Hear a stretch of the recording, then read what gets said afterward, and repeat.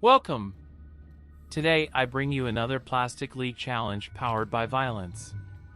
Join me on Good this luck. one to see what archers can do, in this particular case Malian archers.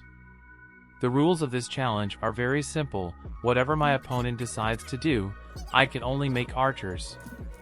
I'm allowing myself to build rams since I'm not a brilliant player, and the siege attack of archers is yet to be discovered, so locking myself to a 1-unit comp army is enough challenge.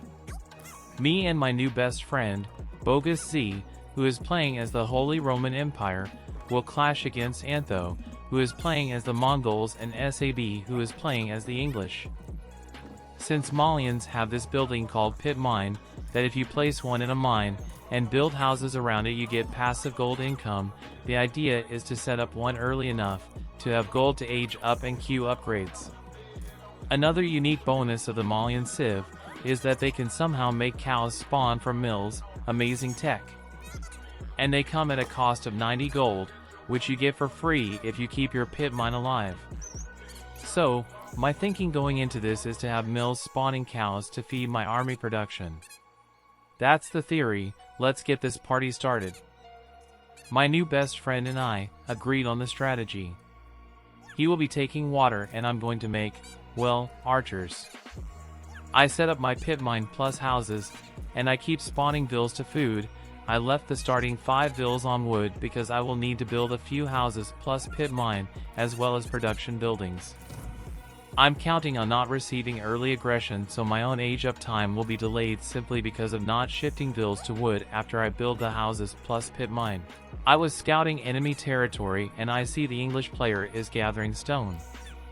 I'm thinking to myself this is a second town center play, and even though that makes me believe there will be no early aggression, I still set up the Saharan Trade Network landmark on my pit mine plus houses combo to deter any attempt of damaging my houses. While 4 villas build the landmark, I shift food villas to wood, leaving only 4 food villas to keep constant villager production. I also queue wheelbarrow and a cow in the mill I built close to the town center. While the landmark is being built, I send a wood villager to build the next batch of houses and the future pit mine.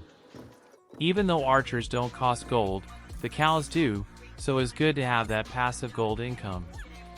Since I still believe there will be no early aggression, as soon as I age up I build a blacksmith first, to get the upgrades going faster, and only afterwards I start adding archery ranges. I also add in the pit mine, and leave the ville gathering gold. I had sent a scout to the enemy territory again, and I see that he is going for the Abbey of Kings landmark. As I have wood to spend, I build 5 archery ranges, and with 2 built and a few archers queued, I already have paid for all the upgrades I need.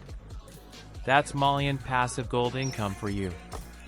I went for range damage and siege engineering first, that way I can have rams early and start pressuring ASAP. I see that my new best friend has pretty much secured water for us. Well played, Bogus Z. I keep waiting on the upgrades and archery ranges to finish building, and when the scout goes to adventure on enemy territory again, that's when I realize there is no second town center. SAB is trying to wall his side off with stone. I go deeper into their territory and I see that Antho, the Mongol player, is going for trade. Seeing this passive playstyle makes me feel sad. It's time to put in some violence into the mix. I start rallying my archer to the non-existent forward base, but closer to enemy territory, and even though I have no rams built yet I go straight to the stone wall building villager. If you are trying to wall off, you send more than 1 villager to do so, otherwise the following will happen. Inside enemy territory I start building rams and massing my archer assassins. While I wait for the rams to be built I keep queuing archers, and regrouping them close to the front line.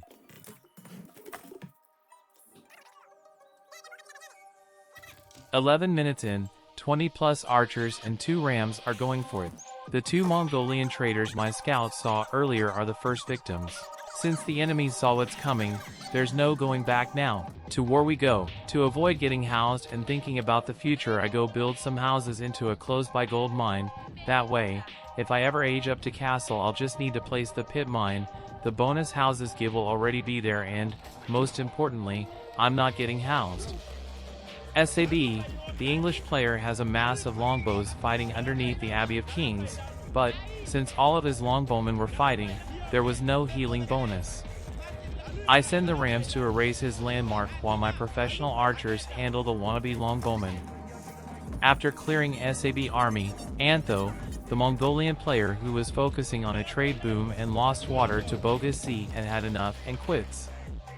Some salt is passed around and that, ladies and gentlemen, is the power of Malian archers. I hope you've enjoyed the video, and if you play a Malian on a trade map, don't trust that he is going to go trade. Some archer rush might surprise you.